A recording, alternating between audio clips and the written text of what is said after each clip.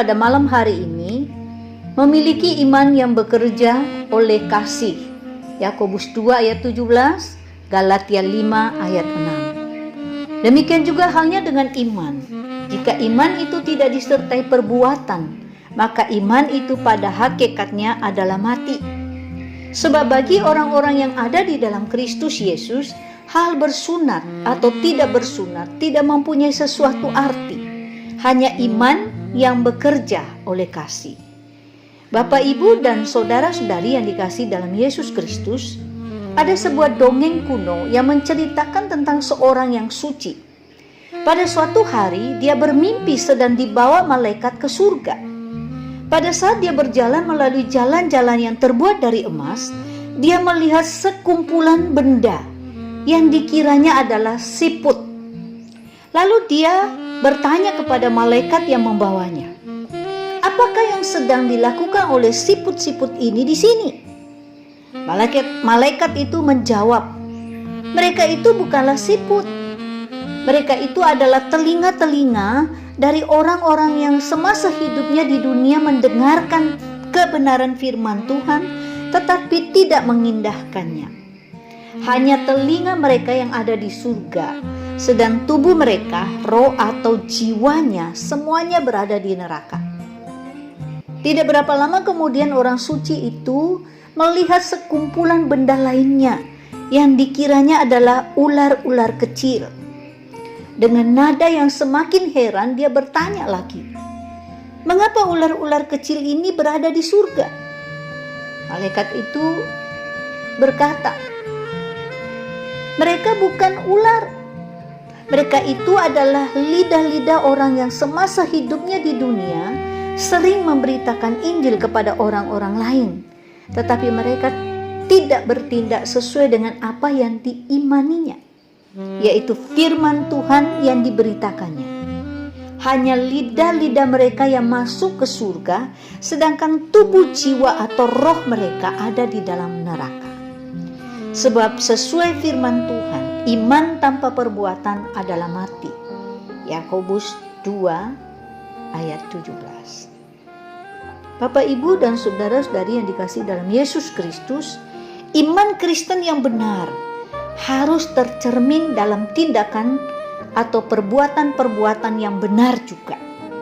Sebab kamu lihat bahwa iman bekerja sama dengan perbuatan-perbuatan, dan oleh perbuatan-perbuatan itulah iman itu menjadi sempurna.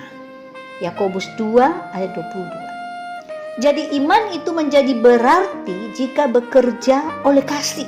Galatia 5 ayat 6b. Jika iman tidak menghasilkan perbuatan yang benar, iman itu akan kehilangan tujuannya alias sia-sia belaka. Manakah yang lebih penting, iman atau perbuatan? Kedua-duanya sama pentingnya dan harus terjalin satu sama lain. Namun bagi orang yang belum diselamatkan di dalam Kristus, iman itu harus diutamakan. Sebab tanpa iman orang tidak mungkin diselamatkan. Karena seseorang haruslah memiliki iman untuk memperoleh keselamatan. Karena tanpa iman tidak mungkin seseorang berkenan kepada Allah. Ibrani 11 ayat 6. Bagi orang beriman, Alkitab berkata bahwa kita ini buatan Allah, diciptakan dalam Kristus Yesus untuk melakukan pekerjaan atau perbuatan baik yang dipersiapkan Allah sebelumnya. Dia mau supaya kita hidup di dalamnya. Efesus 2 ayat 10. Jadi iman dan perbuatan benar-benar berjalan bergandengan. Manusia diselamatkan oleh iman, dan iman menghasilkan perbuatan baik atau kasih. Oleh sebab itu, iman yang sejati kepada Tuhan selalu diungkapkan dalam perbuatan baik atau kasih. Galatia 5 ayat 6. Sebab itu ketika Yohanes Pembaptis hampir goyah imannya dan menyuruh murid-muridnya bertanya kepada Tuhan Yesus, apakah Yesus benar-benar Sang Mesias yang dinanti-nantikan itu? Yesus tidak menyuruh murid-muridnya menjawab, "Ya, percaya saja." Yesus merujuk kepada perbuatan kasih yang dilakukannya. Yesus berkata, "Pergilah Dan katakanlah kepada Yohanes apa yang kamu dengar dan kamu lihat. Orang buta melihat, orang lumpuh berjalan, orang kusta menjadi tahir, orang tuli mendengar, orang mati dibangkitkan, dan kepada orang miskin diberitakan kabar baik. Matius 11 ayat 2-6. Perbuatannya menyatakan identitas dirinya yang asli, dan hal ini memulihkan iman Yohanes. Dengan demikian, iman tanpa perbuatan, tanpa tindakan kasih, adalah sama sekali bukan iman. Sebab itu iman yang berarti, iman yang sejati, hanyalah iman yang bekerja oleh kasih. Galatia 5 ayat 6b.